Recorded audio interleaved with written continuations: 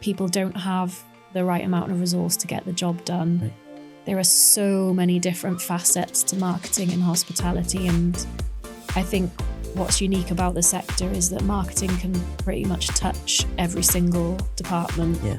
I think if you're only just thinking about the World Cup now, it's probably too late. Yeah. I feel like hospitality, you're always planning like 6 months in advance. It's the same with Christmas, right? Like you talk about Christmas as soon as Christmas is over and you start collecting feedback and making changes for next year. Sorry if that panicked anyone.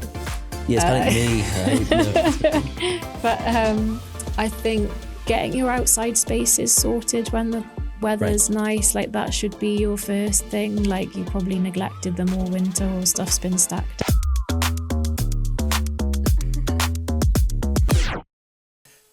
Hello and welcome to episode 5 of our 2026 Flipdish Takeaways podcast. Today I am joined by the wonderful Glenda Barber from Bloom Marketing, but also team marketing community. Tell me about you. Tell me about the Bloom. Tell me about team marketing. Yeah. So Bloom Marketing is my consultancy.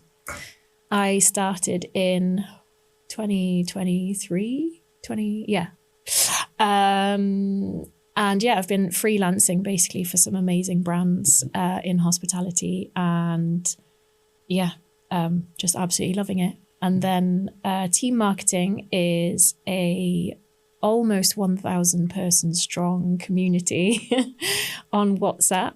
And yeah, I've been spending the last year building that and adding some value to it, I think. So what's the purpose? You were saying earlier that you took the reins this time last year, or just before this time last year. What's team marketing all about? Why should people be a part of team marketing? Well, shall I tell you how it started? Please. I might add a bit of background to it. So a wonderful woman called Victoria Searle started it in 2020. She runs an agency called Data Hawks. And it was during lockdown, and I think everyone was just like, what the fuck is going on? We have absolutely no idea what's going to happen to our sector. I think I will tell a rubbish version of the story. Vic will tell it much better. But I think she posted something on LinkedIn, like, does anyone want to join a crying WhatsApp group so we can all just panic together? And I think it snowballed from there. She had a few people say, yeah, I'll join. And then I know someone that wants to join.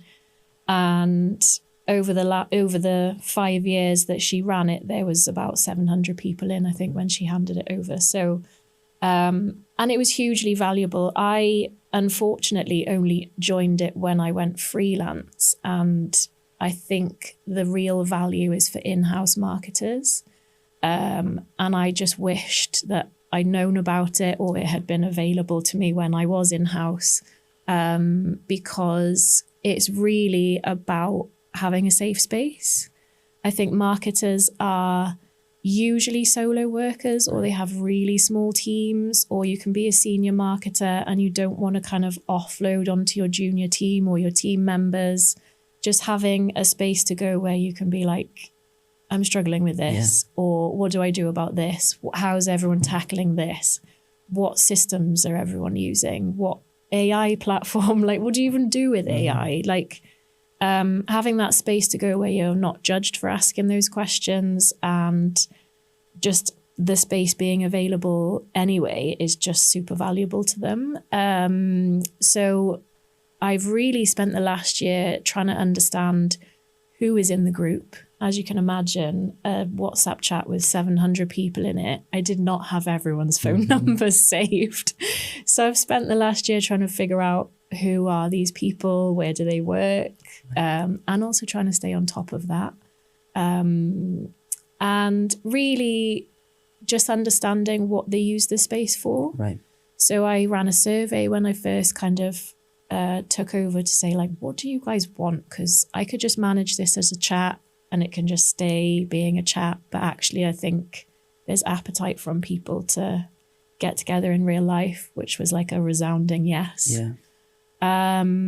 And yeah, just do more, I think, for the sector. So I ran our first conference in October last year, and it was just amazing. It was so nice to have everyone in the same room together. Everyone was just buzzing.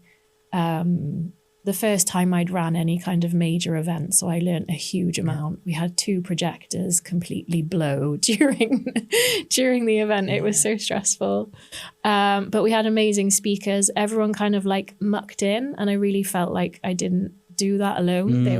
There was a huge support there, and just really positive vibes. Everyone was just like, do another one. We want to do this again. I've got that impression from the whole community though, right? Because even David, our VP of marketing at Flipdish, he said that there's nothing like it. There's nothing like it where you do. And as you mentioned, the support, the motivation, the push to just sometimes get up and put a brave face on and do the work. Is it the same way with that in-person side too? I think so. I think what's important to remember about the community is that someone might ask a question in there, and there'll be some back and forth. But I think it's the connections that people then make outside of that. Right. They might get some direct messages to say, I saw this and I want to offer you this support or whatever it might be. And then, in person, we've been doing some more regional stuff.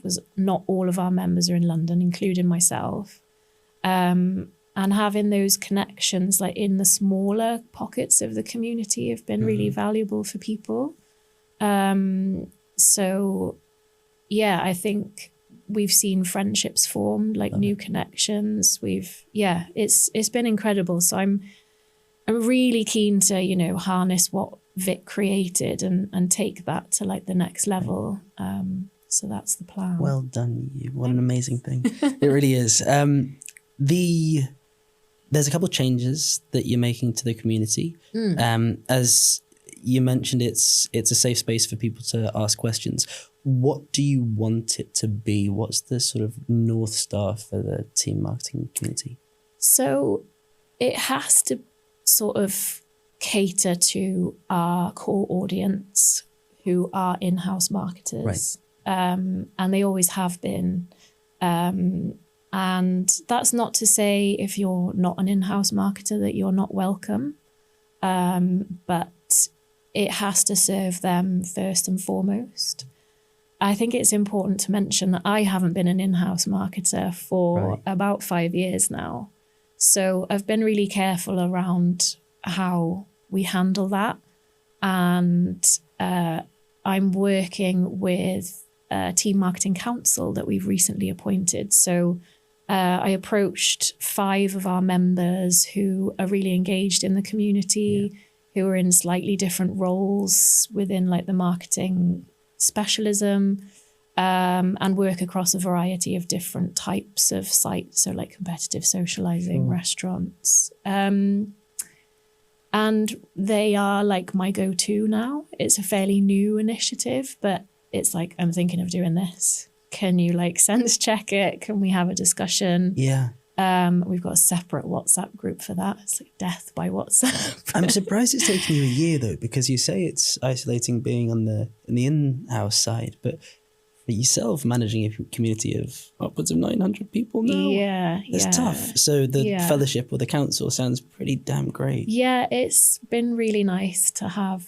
people to consult. I also have a partner, James Sandrini, who's been helping me with this later phase. So it is nice to have people to bounce off. It's really lonely to just go, oh, I think we should do an event and it should be like this. And like any marketer will be like, whoa, what are you doing? Like talk to your audience, and that's who they are. So any events that we do, I survey them for like topics, agendas, like speakers they'd love to see. Like everyone has an input. So yeah, the council has been huge. I was just thinking the pressure on you must be wild because you're working with people who do this for a living as well. The surveys, the events, the communications. Yeah, it is quite daunting. Yeah, incredible. Yeah, we launched a website. I keep saying we. It's just me. I launched a website for it I can't even remember, last year. And it was really weird putting that out to the community because I'm like, I just built it on Squarespace. It's nothing special. It doesn't really do very much. It just says, these are the events. You can buy a ticket here. But putting that in a massive group of marketers was like, don't judge me. Or just look for the notes on the website if they manage to get into it. Yeah, exactly. I have a bit of a funny question. Forgive me for this one. You've become a bit of a hero in the hospitality marketing space. I mentioned earlier that whenever I ask people who should I invite into this podcast, it's your name pops up all the time. How did you get into it? What was your journey into hospitality marketing? Ooh, I think like most people in hospitality, you start kind of fairly young. My grandparents owned a pub. I think that was my very first experience of hospitality. And I'm Welsh, Wales born and bred. So like pubs at home, you just have people break into song. I say that and people are like, So sick. what? Yeah. But it happens, or it used to happen, maybe not so much anymore. I think, I don't know, you kind of remember your early experiences with hospitality. Like I remember my nan taking us to a restaurant in Cardiff called the Louis, and they used to do those ice cream floats where they'd put a scoop of ice cream into like a lemonade or a Coke or whatever. It's just like sugar overload. Very brave grandmother. But I just remember little things like that and always feeling like it was really special and like I wanted to be involved in that somehow. And, you know, I got a job in hospitality when I was studying at university. So I was a waitress when I finished university. I studied to become like assistant manager with Brains Brewery for one of their pubs. And then I thought like, right, I should maybe do something with my degree in advertising. And a job became available at Brains head office for a sales and marketing assistant. And I was like, I'll apply, probably won't get it, you know. And I got it. And it really started from there. So Brains was my first like experience of being at head office, I guess, for hospitality. It was very administrative role. I feel like everyone just gave me the things that they didn't want to do, which is absolutely fine. That was my exact same first role in London, sales and marketing assistant. It was wild. Yeah, I used to make tea and coffee a lot. I make a great cuppa now because of that.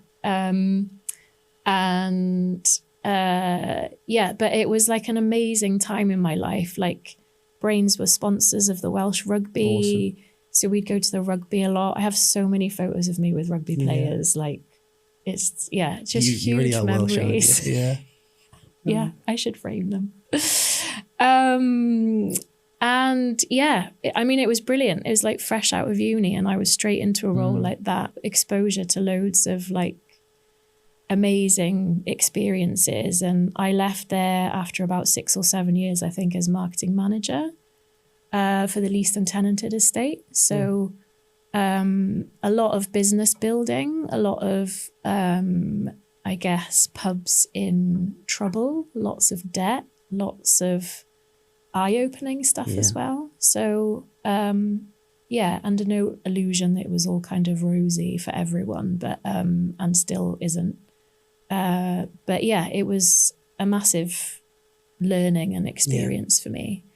And I stayed there until Brains announced a restructure, which is obviously a real shame when that happens. And I kind of didn't want to stick around to find out if I'd made the cut. So I left and I worked in lots of different sectors. I hopped around. I'm not ashamed of that. I learned so much doing that about myself and what I didn't want.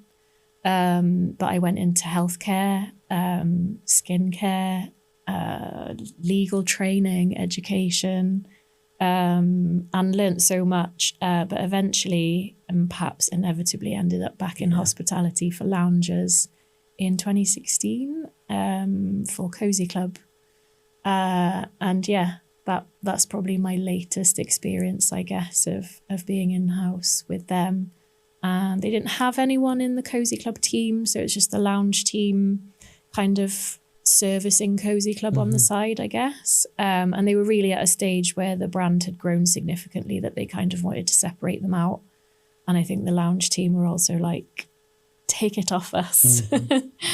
And yeah, so I kind of built the marketing function from the ground up there. And that was also an incredible experience. They have amazing people working at lounges. I've made some lifelong friends from working there. I think everyone in hospitality says that, though. Yeah. Well, it's because everyone's lovely in hospitality. Well, yeah, I exactly. think so, at least. Yeah. It's also quite funny that you mentioned, not funny necessarily, but oftentimes when people join the industry, part of the reason why they join is because they see that there's a lot of shit, there's a lot of pain, whether it's firstly not having the marketing skills, expertise, knowledge, the idea of what good looks like, or it could be that prices are going up, it could be that labour's tough to find the right people. It's very, very consistent. Was that going into lounges, Cozy Club, a phenomenal brand? What were the main things that they were struggling with at the time that you went, we need to get that sorted? I think actually a lot of it was just separating it out from the lounge brand, Right. And being able to pull a kind of story together about why Cozy Club exists. I think we did a lot of that. We did a lot of team engagement as well to try and separate the two brands, is that it almost became like a competition, nice, healthy internal competition in the end of like, if you're a Cozy Clubber, that means something. And we really built like an ethos and a feeling around what that meant, whether it was like through uniforms or like culture or how we even like steps of service.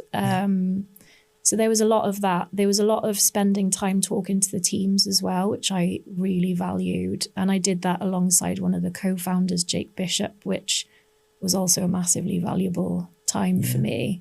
And yeah, there was a lot of just brand building from the ground up with Cozy Club at the time.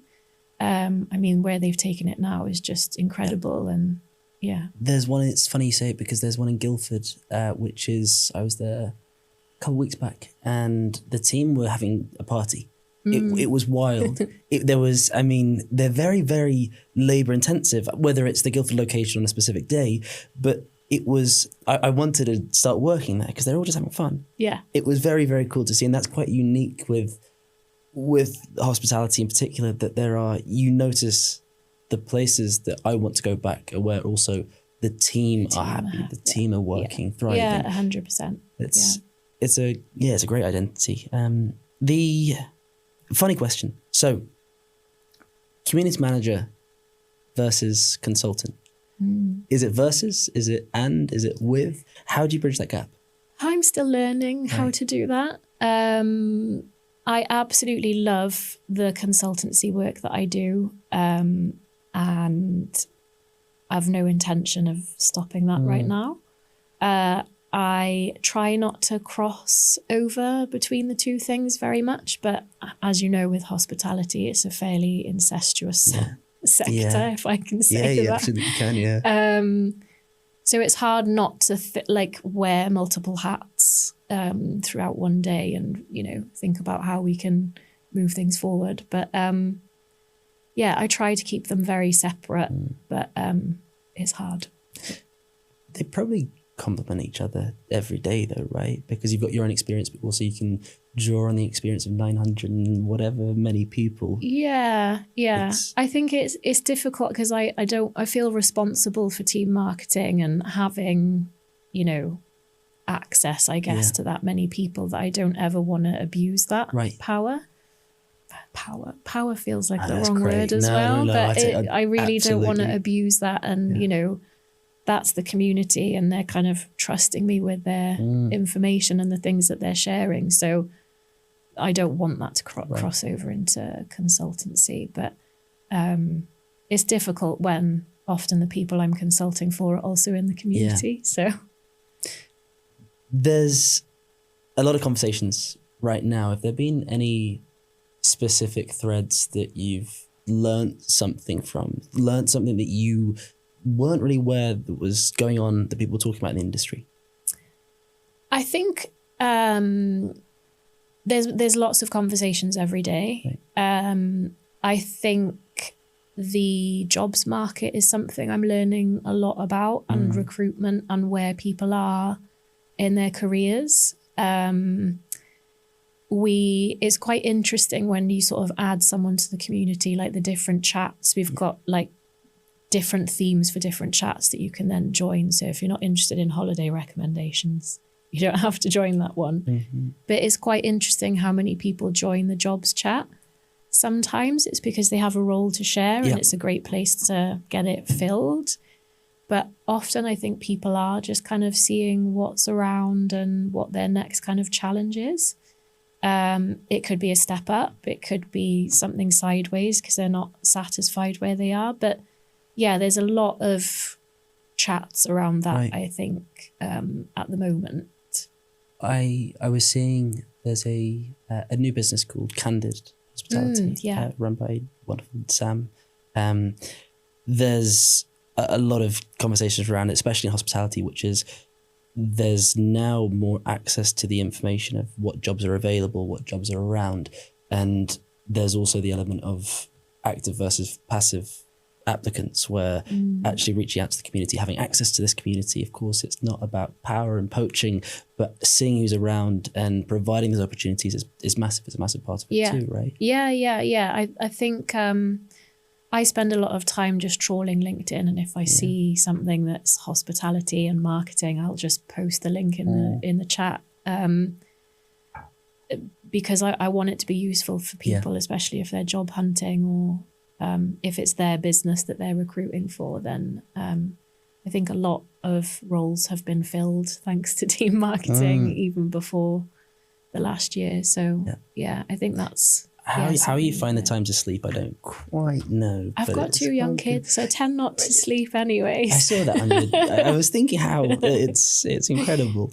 So you spent quite a lot of the last few months on the road. Yes. Around places like Brighton, obviously Bristol, your way.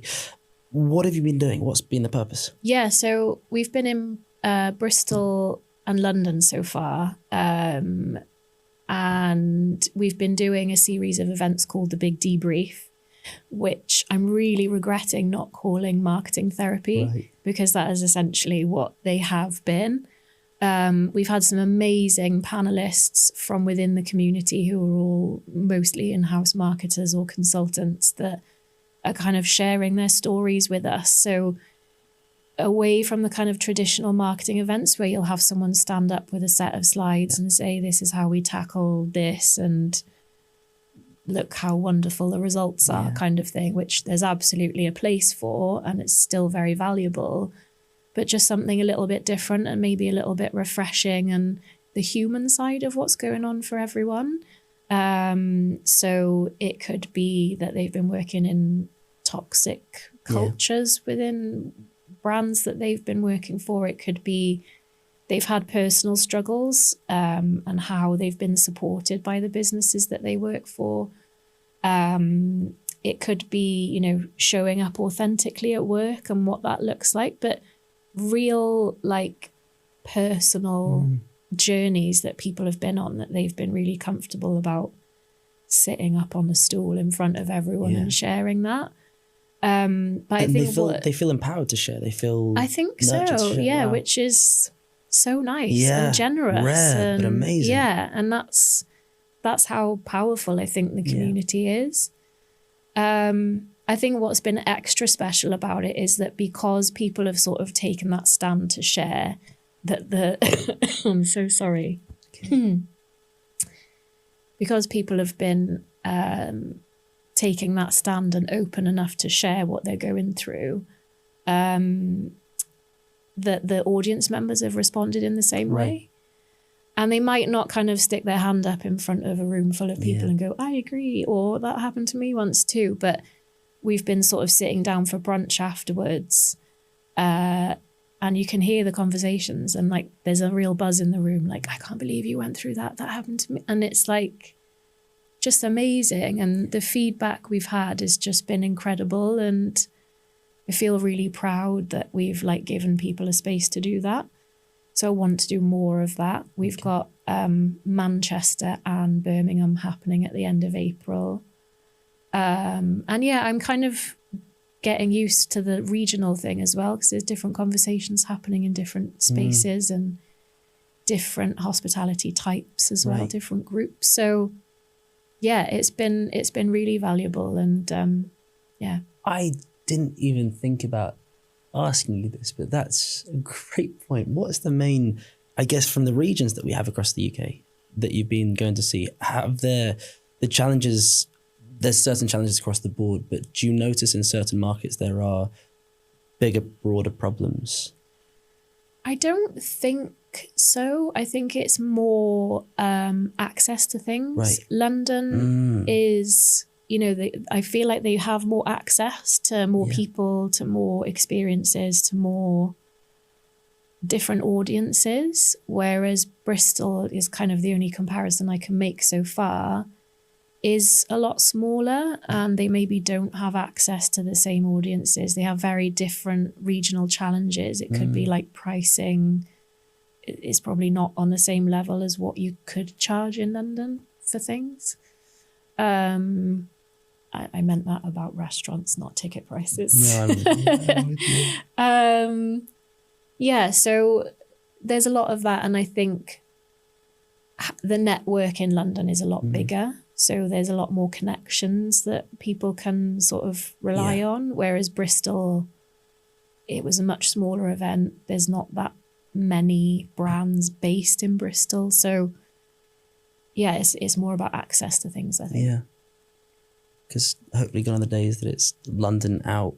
It could be Birmingham into London, Manchester into London. Yeah. That's what I'm seeing more and more of that. I've got a great friend, Adam Miller, who set up a sushi chain up in Manchester. Adam's in the group. Is he? Yeah. He is a delight. I worship him with Rolled, and a big part of the reason why he started in Manchester is because he thought, let's get away from this zone as being London out. Let's try and build in the areas that actually need, but also have this community, this vibrant space that people want to see success in. And I think that's been massive too. From your time in the field, speaking to operators, what are the biggest trends, the themes that you're seeing around right now? I think resource is a massive one for people. I think, I don't know, if I feel like that's been a constant one actually for a really long time. I think people don't have the right amount of resource to get the job done. Right. There are so many different facets to marketing and hospitality, and I think what's unique about the sector is that marketing can pretty much touch every single department. Yeah. And there's just never enough people to do all of the things that you want to do. I was going to say, with resources, that time, is that people, is that money, is that tech? What's the... I think all of them. Sure. In different ways. I think AI has been another big one, and maybe tech maybe falls into that somewhere along the line. But, everyone's talking about AI and what it can do, and it's life-changing, and it can do X, Y, and Z. And I don't know if everyone feels that way, if they feel a little bit scared of it, or they don't want to lose authenticity by using AI maybe to produce content and things like that. And where do you kind of use it, and where do you draw the line with using it? So there's lots of discussions around that at the moment as well.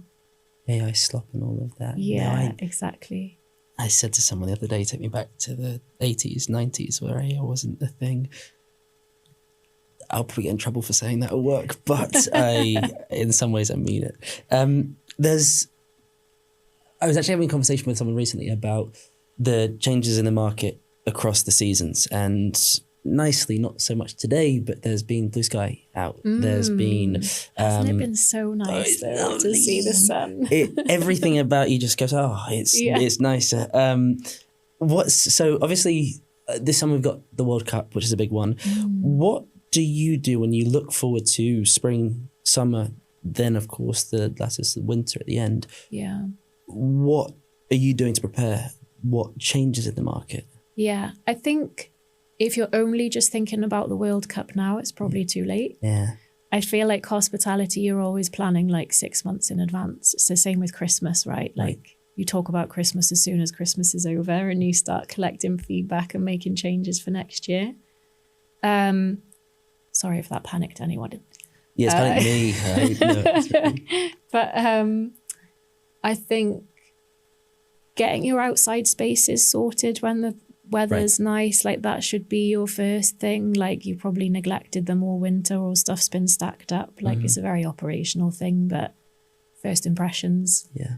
I think with the World Cup in particular is if you haven't been like looking at your data and segmenting it based on like who's into sports and who's not, who wants to hear about that.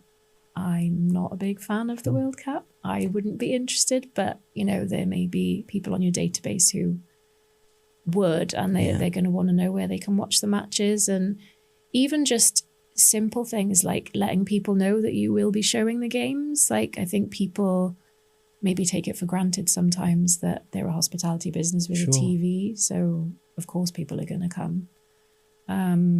So yeah, I think really back to basics with it for me.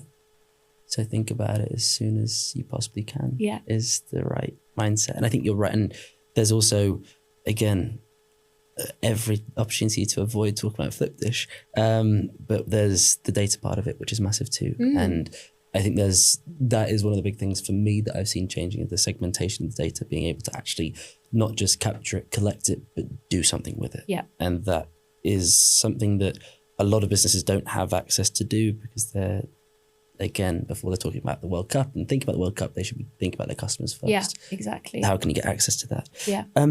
I'm going to speed in to some lightning round. Quick fire questions. That couldn't have been better timing. So there's 5 questions.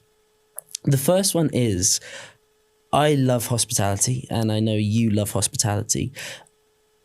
I like to see places that get it right. Where have you seen in the last 3 months, 6 months, 12 months, what restaurants, what businesses are getting it right? And the reason why I ask that is because I think it's great for people to see and go in and explore and just get a feel for it. I'm a big fan of Bubbler in Soho. I didn't know that it existed actually until Vic and Annika and another chap called Johnny took me there before I went on mat leave. And it's vegetarian, vegan, I think. But it's the service for me. Sure. They're very happy to talk to you about the menu. They have lots of interesting ingredients, which you might not understand maybe if you don't eat out a lot or you're not into food. There's always someone available to like talk you through it, tell you how to manage the menu, which is nice. Is that great training or great hiring, do you think? Oh, I think a bit of both. Right. I think there's only so much you can train with that sort of stuff. People have to have like a nice demeanor and like calm and I think a bit of both. And I need to ask, because we're quite London centric, we're biased, but Bristol. Yeah. I'm due a trip to Bristol literally any week now. Where should I go? Well, I'm vegetarian. What are you vegetarian? Do you eat meat? I'll eat anything. Okay. Oh my God. There's so many. There's a restaurant called Core. Okay. Caper and Cure. Ooey is one of like my ultimate favorites because they have like a whole Ooey vegan restaurant. So that's like burgers, like dirty burgers with like dirty sides and really like gluttonous type of place. You mentioned the service for Bubbler. Specifically when the brand, is there anywhere that stands out that you just think, shit, they've got it right? I can't think there was... I'll get you in trouble if there was there's one. Hotels at the moment for me are really getting it right. So I feel like they think about the whole guest journey, and maybe it's because the journey is a bit more like set. Like you check in, you get taken to your room, you get kind of shown a few things, and then they let you know where you can find them if you need anything. But I just feel like, hotels have a much smoother guest experience for me. I always feel like looked after when I check into a hotel. There was like a hotel spa that I went to a year or so ago now with my husband. I think it was a Montenegro resort in Gloucestershire somewhere. I'll send you the link to that one. We'll tag it in the comments, that's for sure. Yeah. Why do I always look there? It's there. It's amazing actually, because I think I get it wrong sometimes, thinking brand is just how pretty does it look. But there's so much more. There's so much more. Even guest experience is such a big part of that, which is how do people feel when they step inside? How are they looked after when they step inside? You're a veggie, but what's your death row meal?